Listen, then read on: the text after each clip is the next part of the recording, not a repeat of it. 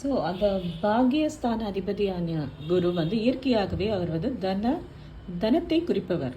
Big money அப்படின்னாலே குருவோட importance ரொம்ப ஜாஸ்தி. ஸோ அதிகாரியான குரு உங்களுக்கு வந்து இப்பொழுது ரிஷபத்தில் அமர்கிறார். உங்கள் மேஷ ராசிலேருந்து 2வது இடம் தனஸ்தானத்திலேயே வந்து தனாதிபதி அமர்வது, அவரே உங்களுக்கு பாகிய அதிபதி.